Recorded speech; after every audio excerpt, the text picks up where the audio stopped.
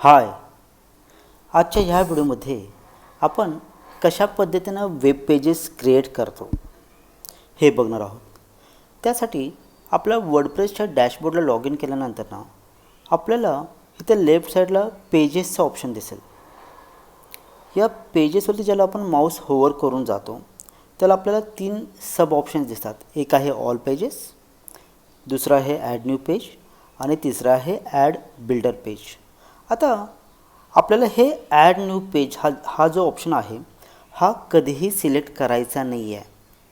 आपल्याला ज्या वेळेला आपल्याला एखादं नवीन पेज ॲड करायचं असते त्याला कंपल्सरी आपल्याला ॲड बिल्डर पेज ह्याच ऑप्शनवरती क्लिक करायचं आहे.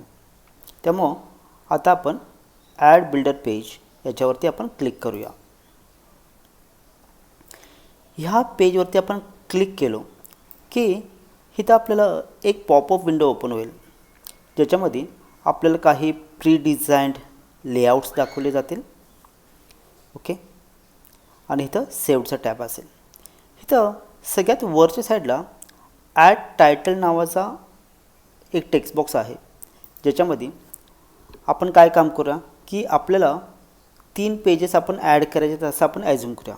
त्यातलं पहिलं पेज आहे अबाउट अस म्हणून ह्याला आपण नाव देऊया अबाउट अस.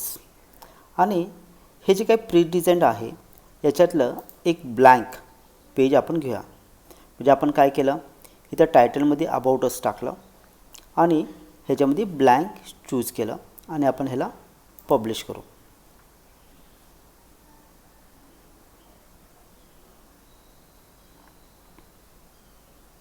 म्हणजे हे आपलं अबाउट असं पेज क्रिएट झालं. ह्याला आपण सेव्ह करू, क्लोज करू आणि पुन्हा आपण बॅकएंडला येऊन पेज ॲड करू. Pages, add builder page. Second page जे आहे ते आहे आपलं सर्विसेस म्हणून आपण याला सर्विसेस नाव देऊ. यातलं ब्लँक चूज करू आणि आपण याला पब्लिश करू.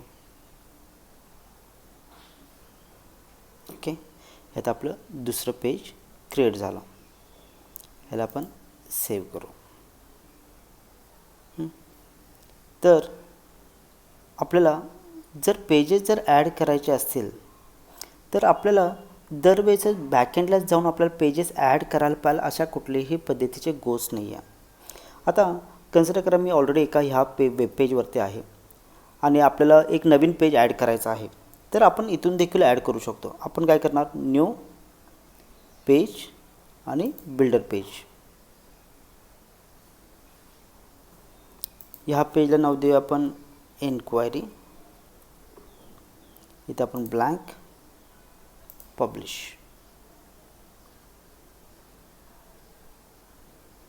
आपलं एन्क्वायरीचं पेज क्रिएट झाला. आपल्याला आणखीन एक पेज पाहिलं आहे ते म्हणजे कॉन्टॅक्ट अस. तर मग आपण न्यू पेज बिल्डर पेज आणि इथं येऊन आपण कॉन्टॅक्ट असचं पेज आपण नाव देऊ टायटल आणि पब्लिश.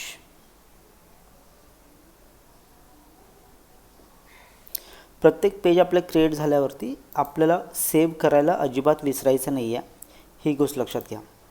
आता आपण कुठले पेजेस तयार केले बघा.